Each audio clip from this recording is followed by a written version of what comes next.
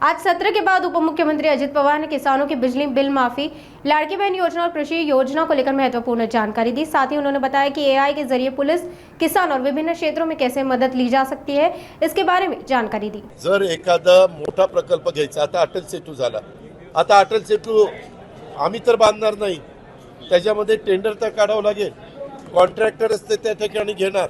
आता कोस्टल रोडच्या संदर्भामध्ये जे मध्ये कामं झाली, कॉन्ट्रॅक्टर्स कामं करतात। एक बघा ते काम पारदर्शकपणे दिले का आहे, व्यवस्थितपणे केलेलं आहे का नाही हे आपण बघायचं।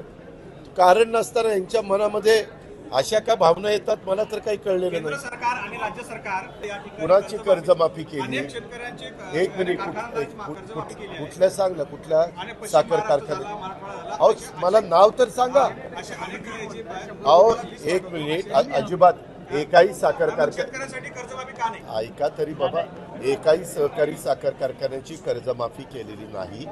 ते आर्थिक अडचणीत आल्यानंतर एनसीडीसीने आर्थिक अडचणीतनं बाहेर काढण्याच्या करता आपण एनसीडीसीची जी योजना आहे कमी व्याजाची, ती देशाला लागू असणाऱ्या योजनेचा फायदा आपण सहकारी साखर कारखान्याला करून घेतो।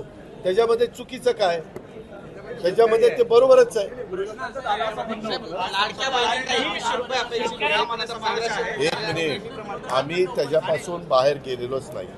आम्ही वेगवेगळ्या पद्धतीनं जे काही ह्याच्यामध्ये आमचा जाहीरनामा होता त्याच्यामध्ये सांगितलेलं आहे, त्याही रस्त्याने आम्ही विचार करतोय। आमचं चाललेलं काम आहे। आज आम्ही सध्या 1,500 रुपये गृहीत धरून त्या योजनेला लागणारा निधीची तरतूद त्या ठिकाणी केलेली अजिबात नाही। तुम्ही अर्थसंकल्प नीटपणे बघितलेला दिसत नाही। एआयच्या बाबतीमध्ये आम्ही शेतकऱ्यांना आता त्यांचं उत्पन्न वाढावं, त्यांचा खर्च कमी व्हावा, त्यांचं उत्पादन खर्च कमी व्हावा, त्यांचा खताचा खर्च कमी व्हावा, पाण्याचा खर्च कमी व्हावा, याकरता एआय म्हणजे कृत्रिम बुद्धिमत्तेचं धोरण आम्ही शेतकऱ्यांच्या करता या अर्थसंकल्पामध्ये घेतलेलं आहे। 2 वर्षाच्या करता 500 कोटी रुपयाची तरतूद खास ह्या कामाच्या करता आम्ही त्या ठिकाणी दिलेली आहे। आम्हाला अनुभव आहे, जर काही शेतकऱ्यांनी एखादं आत्मसात केलं तर बाकीचे लगेच इतर शेतकरी ते आत्मसात त्या ठिकाणी करतात आणि त्याच्यामुळं हा प्रकल्प आम्ही हातामध्ये घेतलेला आहे। उलट ॲग्रिकल्चरच्या बाबतीमध्ये खूप चांगले निर्णय आम्ही शेतकऱ्यांच्या बाबतीत घेतलेले, त्यांच्या पाण्याच्या बाबतीमध्ये घेतलेले।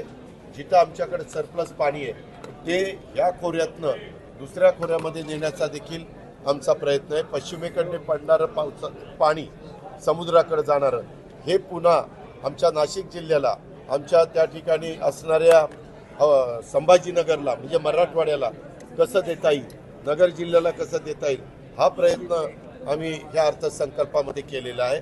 आमचा त्या विदर्भातल्या ज्या काही योजना आहेत किंवा खानदेशामधल्या ज्या काही आमच्या योजना आहेत पुनर्भरणाचा कार्यक्रमाचा, तोही आम्ही त्याच्यामध्ये घेतलेला आहे। कुठल्याही गोष्टीला आम्ही त्याच्यामध्ये जिथं गरज आहे तिथं काटकसर अजिबात केली नाही।